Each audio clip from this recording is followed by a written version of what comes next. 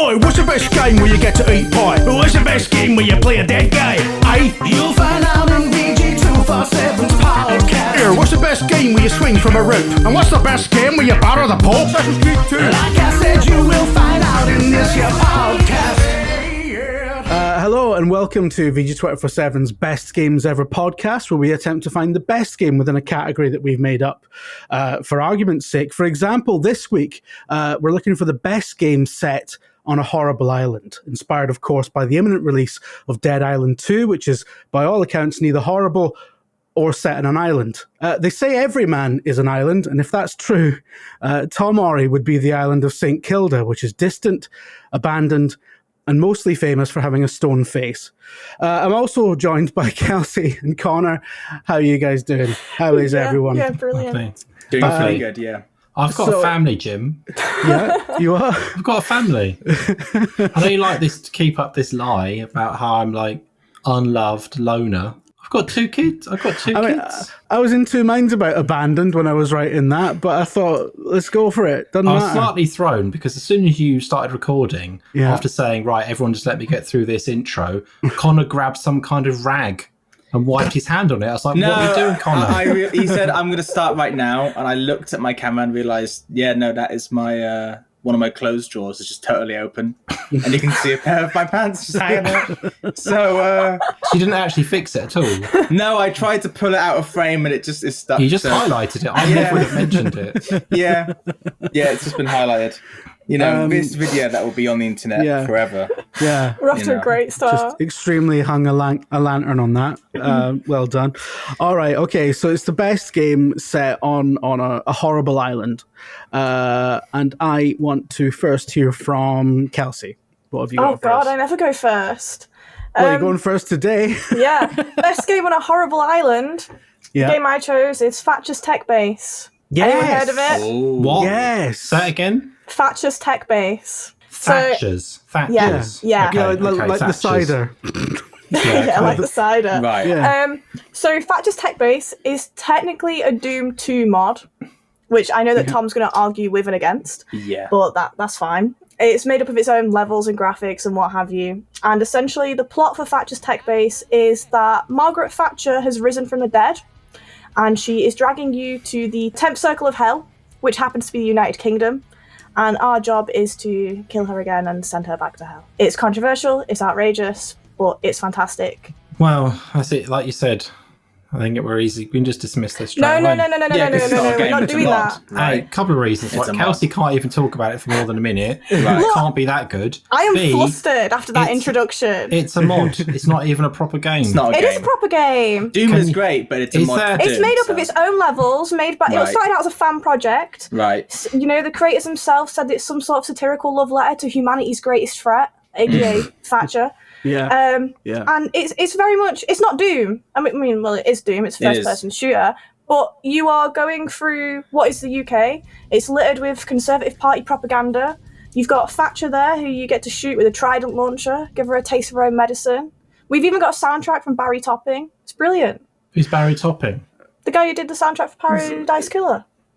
I used to do a him. podcast with Barry Yeah. Topping. Is that Barry? Yeah. Yeah. All right, Yeah, that clearly is a conflict of interest. Yeah, he was on. He did Game Wank for a while, and then Here we go. Yeah. Well, look, it was legitimately brought up and not by me. Yeah. He's gone on to be like a successful video games musician. So yeah, Thatcher's Tech Base. I was going to say it's made by a number of people who I sort of have a sort of connection to. I don't know all of them, but It's Scottish developers, right? yeah.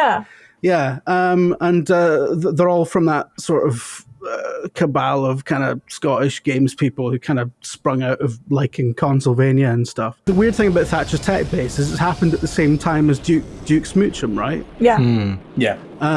Which is a really similar sort of thing in the Duke think Nukem that's- engine. It's probably the better choice. I mean, if I was going to pick one, I'd have gone with Duke Smoochum. Did you Is it have set on a that in horrible mind, island? Kelsey? Were you like, did you have like Duke Smoochum in mind as well? Were you No. tossing between them? Okay. No. I you'd saw pick this that- and was like, this is it.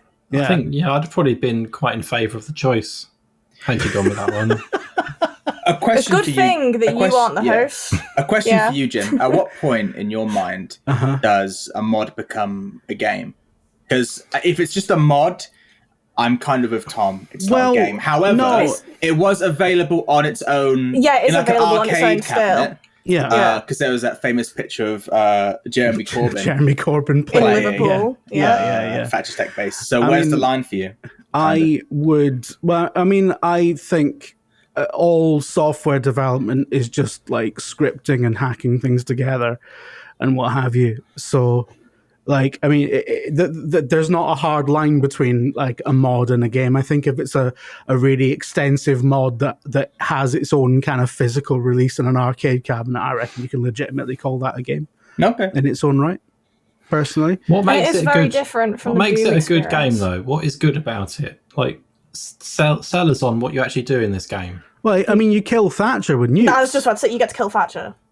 Yeah, but Thatcher's dead already. Yeah, but you get to kill her again. Yeah. In your own way. And you get to use her own horrible doings against her. Have you played the game?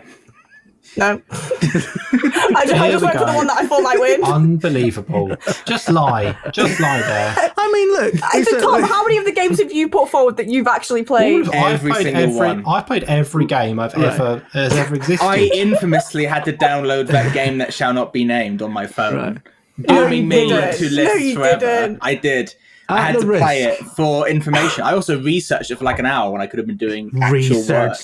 I did. I looked up the Is that what you told the police when they turned up? No, they wouldn't. They didn't let me say anything. But yeah, you don't even play the game. So I would say, like, at the risk of completely undermining what I said 5 minutes ago, I think the gameplay is essentially Doom 2, right? So you can't go wrong. Yeah, it's just shoot things. Yeah. From what I've seen, you just shoot things, including Thatcher. But it could be awful because you've not played it. Have you played it, Connor? Yeah. Is it any good? No, it's trash. There we go. No, he's lying. Look at him. Have you played Doom 2, Tom? Yeah. Is it There we good? go. Yeah, but that's got professionally designed levels from industry legends. And Jim, hey, Thatcher's Tech Base is its own game. I mean, Barry Topping's an industry legend. He did Paradise Killer as well. I assume he did the music. I mean, yeah, but like, Grant Kirkhope just did the music for Rare Games, and he's a legend. John Romero also played Thatcher's Tech Base. I don't know what he said about it, but he played it, I'm sure. That says something. He played it, and he was probably really polite about it, so that's a point in its favour. I did, in an interview at Develop last year, ask him about what he thought about Thatcher's Tech Base and the other one, Smoochum. And he looked really confused. He was like, yeah, that's great. Clearly not knowing what I was on about. So, it was a really weird moment where you sit down with this guy, now Lifetime Award winner John Romero, and you ask a really duff question, and he looks at you like you're a moron, and you're like, nice. That's just really good for the self-esteem. This is like this is the peak of my career. Yeah. All right. Okay. So Thatcher's Tech Base. Solid pick. I mean, it is like a satire of Britain, it looks good in videos, at least we know. It looks good in videos. Yeah. We don't All know that Union Jack bunting. Yeah, exactly. I love that the 10th circle of hell is Britain. It's like it's perfect. All right, and next we are going to hear from, God help us, Connor. What have you got for us? Okay, so I have played this game. In fact, I played it over the last 2 days in preparation for this podcast. Knowing Alex isn't here, my chances have gone up quite a bit. Okay. My pick is also not quite British, but very obviously British inspired. It's Dishonored 1. The game doesn't exist. Dishonored 1 doesn't exist. Dishonored. Yeah, Just no there you such go. game. No such game. All right, Burns. All My right. pick's Dishonored. I would agree with your assessment that Dishonored is essentially fantasy Britain. Very much so. So you play an assassin Corvo, and you're trying to rescue Emily. She's princess of a place called Empire of the Isles, which is very blatantly kind of a British-inspired empire. It's all very awful, and like there's lots of impoverished areas, and people speak in very British accents, and they've got very British faces. That might sound like weird if you're not from the UK, but the moment I first played Dishonored when I was younger, I was like, that looks like a guy at the chip shop. Like if you're a British person and you go abroad. Yeah. And it just doesn't matter where you go abroad, and you're like, oh wow, everyone here is like really attractive. And then you come back to Britain, you're like, oh yeah, I'm definitely home. Everyone's. It's the same way that if you go abroad, you can always spot the British person a mile off. Yeah, because of the ugliest person within 100 miles. And they normally don't look happy. Yeah, 100%. Throughout the game, you go through a city called Dunwall, which is capital of a island as part of this like chain of islands called Bristol. You only stay in Bristol, so. It's called Bristol. It's called Bristol, like As Bristol in with a Bristol. G. Yeah. All right. Okay. So you go around, and as you explore this sort of island, you notice how awful it is because the Empress is gone, and like so is her mum. It's kind of fallen into disarray.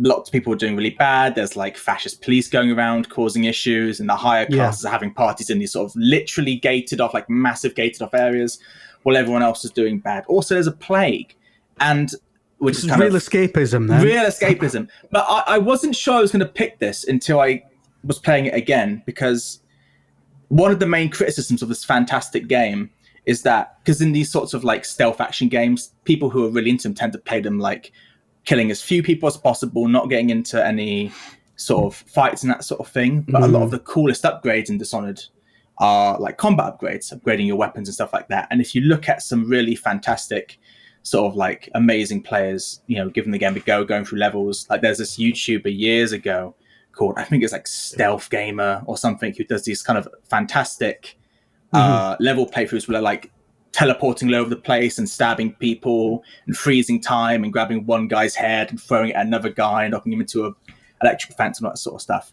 You get a high chaos playthrough, right? Which is when the game's at its best. And the thing with a high chaos playthrough is it makes everyone more horrible, like real England.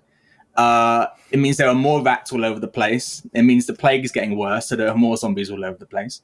And also, a bit of a spoiler here, at the end of the game, when you do rescue the Empress, she's like, thanks, Corvo, you're the best. I'm going to kill them all. And then the future of the island after the game is set up to be this really horrible, just as bad, if not worse, sort of very British-inspired island. Highlights of the game is a pub, which in itself is kind of surrounded with other derelict buildings and ruins and that sort of thing. Yeah, makes sense. It's especially the early levels are very much focused on like the whaling industry. So you've got these really sort of like massive docks and an entire society built around killing these giant creatures and then using their bones to do black magic. And it's horrible. So it's just a really, really awful place. And if you're going to play the game as I believe it's intended, you know, using your upgrade points to get corner upgrades to command rats and stuff, it's going to be even worse.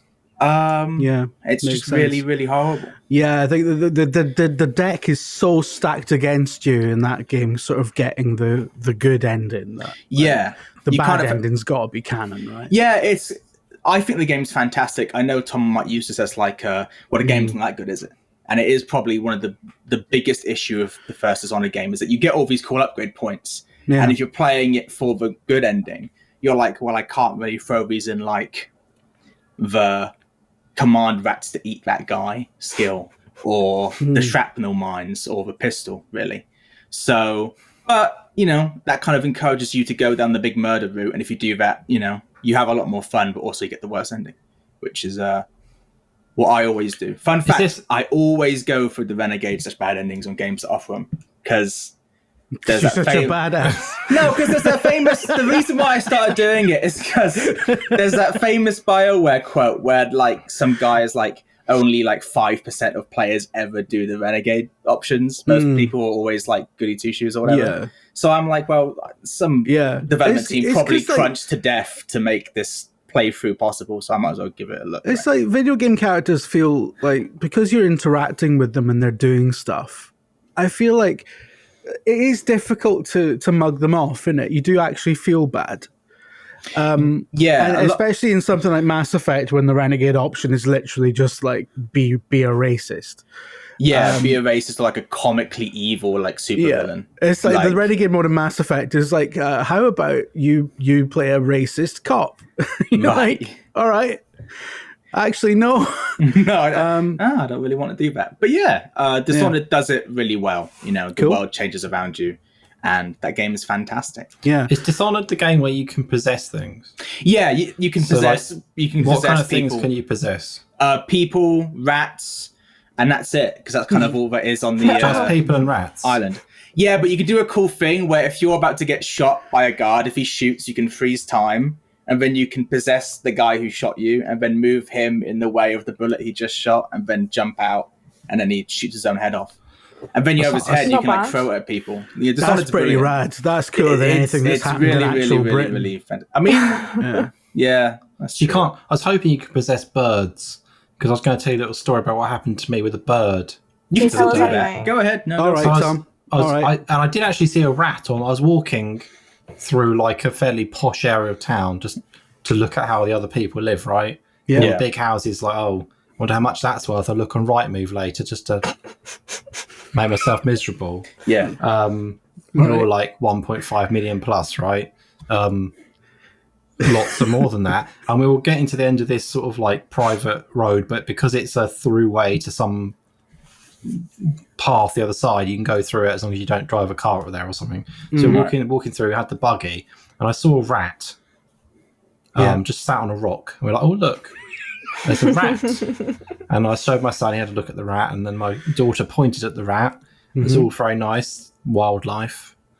And then a bird suddenly came out of the trees in like a massive hurry, chasing another bird. And I don't know why it did this, but the bird dived down under the buggy and smacked into my foot. That's it.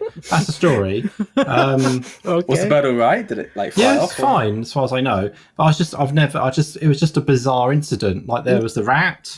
Yeah, I mean, and suddenly a bird. I would say like coming across a rat sitting on a rock is already it's a little story bit out of the worthy, ordinary. isn't it? It's already. Yeah. I mean, that could have been a story on its own. But then there's the rat. There's the bird incident. Right. Yeah. Oh, you disappeared. Your head disappeared. What happened? Sorry. It's a very British sort of Princess Beauty-esque story there, where all these creatures are coming around you and just dive bombing you in front of your kids. Yeah. Right. Okay. Well, with that, let's move on to Tom. What's your pick for this week? I mean, I struggled a bit. I really focused on best games. I was thinking, can I get something like Mario Galaxy into this? Because they're sort of like planetoids, some island-like planets that are individual, like they exist on their own, little mini islands. I think you could argue they are, sort of. And some of them are horrendous in terms of difficulty, right? So I think they could have just squeezed in. What about Animal Crossing? Because the new one's on an island, is it? And Animal Crossing, that seems like something bad is going on. Undercurrent wise, there's something going on, right? Yeah. Tom Nook is up to something. Yeah. And there's always people making their Speaking own of Thatcherism. Yeah. There's people making like quite I have seen some very dodgy-looking horrific stuff, right? islands. Yeah. So I thought that would also qualify, but I thought you'd probably have an argument against those. So I had to go really specific. This can't be argued against. It is definitely an island, right? So that was much harder. I thought if I get a double whammy, I'll go set on an island. And it's clearly we're all talking about the UK here. Everyone immediately went UK, right? That was a clever subtext. What's set in the UK? Also made in the UK. And like it was the obvious Football Manager, right? So I often play as Spurs in Football Manager. Yeah. They're an English team, part of the UK. All of the games, most of the games in your season are in the UK. So you do fly to Europe if you qualify to play European games, but mostly set in the UK. And all the other teams you play with mostly are in the UK, and the UK is awful. So that seemed to be a good choice. It's also one of the best games ever made. Can't argue against it. I've put many hours into it. I haven't just watched YouTube videos the last week. It's not a mod. Trying to think, you're trying to cover all the bases here. I'm trying to think of an argument against Connor's choice. Apart from that, I don't personally like Dishonored, and it's hard I'm not sure how I can battle against that with Football Manager. I guess you can kind of give people different positions, so they possess the personality of a winger instead of a defender, right? So they can, in some ways, can possess other people. But yeah, Football Manager, anyone, doesn't matter really. We're all good. So you can play matches not in the UK. You can go to Europe, right? You can, yeah. So it's not entirely set on an island, is it? No, but I mean, I could make it entirely set on an island pretty easily. I mean, a continent's just a big island, isn't it? Surely. No, absolutely not. No. Absolutely not. So if it's not set on an island then. Yeah. Most of it is. I mean, most of it is when he plays it because he plays Spurs. If you played the game without traveling to Europe, would it still be a fun game? Yeah, probably more fun. Losing in Europe is like the worst part.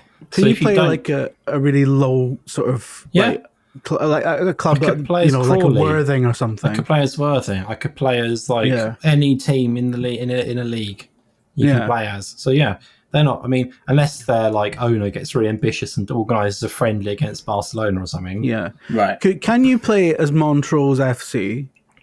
Probably. And then eventually like win the Champions League as them. Yeah, I mean that's one of the things.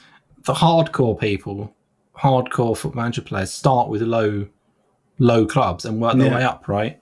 Yeah. I mean, I find that quite hard, so I just go for like the easy option. I mean, I've got to say, Tom, that sounds to me like a heartwarming story about triumphing over adversity, which is it's not really in the spirit of this podcast, is it? Because it's about Britain. Well, the topic is best set on a horrible island, right? But it sounds like if it's just Football Manager, you're kind of experiencing. Yeah, sounds like one of the few in the world great of things. Football Manager. The world is your oyster, right? You're aware of what's going on. You're aware of what's going on. It may not be directly. Yeah. Does Football Manager 2022 address the political landscape of Britain? It addressed like Brexit and stuff and all the issues that arose around that. In terms of like how that affects trading and stuff, and how it affected like did you have to get visas, work permits and stuff? All that stuff was the thing. Enough. Wow, all right. It's based in reality, right? So anything that affects real football affects Football Manager. Is it like is it like the South Park game where if you pick Chelsea and your manager's like your owner's like a Russian oligarch, it's like super hard mode or something? And you have I think that's super easy mode. Really? Even today? Didn't he get locked out or something of his club? Yeah, I think there's definitely easy ways to play it. But if you want the proper miserable experience, you've got to pick a club that doesn't have quite what you want it to have. And you can never get what you want. Spurs. I was going to say, is that where you play Spurs? Yeah. Incredible. All right. Okay. Well, I've got to pick something now. I realise that there is a pick something jingle, and I don't know how that works on video yet. Yeah, I was going to say, is there a video for the jingle? Let's assume I've figured it out by. Do you want to by the time this goes out? I've got to pick something now. And it's actually, you know what, Tom? I was initially like, well, obviously it's not going to be Football Manager. That's really obvious. And it's almost like we've picked the topic so that you can wedge Football Manager into it once again. But actually, the pitch you made was really good. So that's annoyed me. And everyone understood the assignment. It's all the picks are about Britain. Because if somebody had come in and gone Far Cry 5, or sorry, Far Cry 6, I'd have been like, no, they haven't understood. Far Cry 6 is set on like a socialist paradise in the Caribbean. Sounds great. So yeah, I am gonna go with purely on the basis of. Before you announce this, just think right. Kelsey, that game may be wonderful. It may be the best modded thing for Doom 2 ever. I know where this is going. Kelsey has not played it. She wouldn't know exactly. Not played it. This is just based on what other people may have said. Yeah. Dom wrote an article on it saying that it's amazing, and we all trust Dom, right? Basically. He's not here. Hearsay. It's just she doesn't know, right? Yeah. That should be enough. Connor's game. I think society-wide we can agree that Thatcher's universally beloved. Connor's game, people do not like, right? Who? Certain groups of people like it. Games journalists like it. Everyone. Come on! It's not like Quantic. It's not like Quantic Dream games. It's actually good. I bet a higher percentage of people. It's good. like those games than they like Dishonored, in terms of the people that bought it thinking this is going to be good fun, isn't it? And they probably got a bit bored. Right, and is there just any gave way- Couldn't you up. say the same thing about Football Manager, though? You People could, know what they're literally. getting. People know what they're getting. They buy Football Manager. No one's like, oh, Trash. this surprised me. This isn't the football management experience I expected it to be. Yeah. Nobody says that. Dishonored 1 was so good and so popular, it got like a sequel which was even So better. popular. Right? So popular was it? It was popular, and also this is the most popular game set on a horrific island. Otherwise, any live service garbage could win this podcast, but it's not. Dishonored's got to be Arcane's biggest like success, right? Yeah, it's also probably their best game, tragically. Probably, tragically. Connor so doesn't believe in his choice. He's gone into shadow for most of this I call. did. I did. So he can hide his face. Reporting No, to us from the Shadow Realm. I genuinely had to sit down and have a real. I really wanted to win this podcast, so I had genuine, serious think about it, and I was like, it has to be Dishonored. It's actually fantastic. Connor messaged and me it's set before on the an island. podcast. You're like, are you ready to I lose? said you're done. I said you're done. It's over. Dishonored's the winner. Football Manager, right, is a game where all you really experience on this horrific island is arguably one of the only good things about the United Kingdom, which is football. He's fucking done Right. you there. That's it. Dishonored, you're walking through the sewers, the streets, people are coughing on you, throwing up, turning into zombies. A rich guy's like, oh, you don't look too class enough to live here. And then you stab him in the face, and then you freeze time, and you pick up his face, and you throw it at a guy. Oh, that also sounds pretty rad. So, It's fantastic. like, But if I you could do also that, I wouldn't be mind living in Britain. But you also see how awful Britain is. In Football Manager, you're sat on like a wanker's Excel spreadsheet, being like, which striker isn't gonna get on the front page of in the side, Football and I can Manager, you're like, sitting in an ivory tower on top of a pile of cash, probably. yeah, you Can could I be just- anywhere. You could be in like Dubai on like a tower built by like abhorrent like human rights violations, and you wouldn't even know because you don't walk around. So like Connor's been who knows? worked up about this. What were you I gonna feel say, like Kelsey? you could also argue that if the whole thing here is the fact that we're trying to point out that the UK is a very, very horrible island, I think Thatcher's tech base very much shows that. But it's a mod. You could go on itch.io and play a game with 50 players called The Britain's Kind of Shit, ain't it? And then you could like suggest that for the podcast. The and swine then, game. Yeah, but the fact that this is built in like the whole Doom 2 engine arguably makes it a better game You than just make a twine game about Greg Some being things. out of sausage rolls. Yeah, there we go. See that? Right. I went to Greg's the other day to try, and I wanted to buy what's the sponge cake with the pink icing on it? I have no idea. I've never not Tottenham bought a cake. sausage roll. Tottenham Sausage cake, roll. right? Tottenham cake? Just What? like what you used to get. I think it's called Tottenham cake. I think it is. What? But it's like what you used to get at school in the school lunch. Did Like, you go to school in Tottenham? No, but it's like a very basic cake. But for some reason, I like it because it reminds me of being younger. I didn't have any. Right. So if that had been in this game, I'd be all for it. But it's not. Yeah. Is it? You got Right. wait. It's important. You got cake at school. Yeah. Like, you didn't. no, You don't this get is- cake at school? No, I was brought up in like post Blair Britain, and we got fuck all. We got nothing. What? We got cake.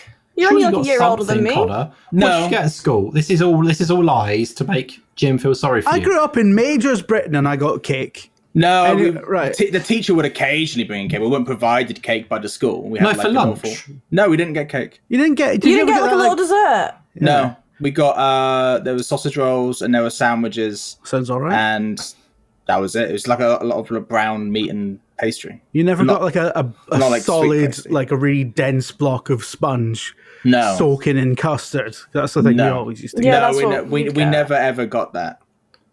Wow. You missed out. I don't Damn. believe this for a second. It made me feel Where as did you go to dire. school? Where did you go to school? I'm gonna dox myself on the podcast. In the south of England, near Reading. You went to school in the south of England and they didn't have any cakes. No. Do they have any puddings whatsoever? Yeah, I mean, No. in fairness, that could mean eaten. All right. Hey. So, right, okay, Man, nice one. right. Let's. We have to cut. We have to we've gone Cut over all that half an out. hour now, so we have to wrap up. Right. Right. Oh, this is difficult. Right, but I have decided. I have to be definitive now, don't I? Yeah. Oh. Yeah, you do. Right. All right. Okay. I'm gonna give it to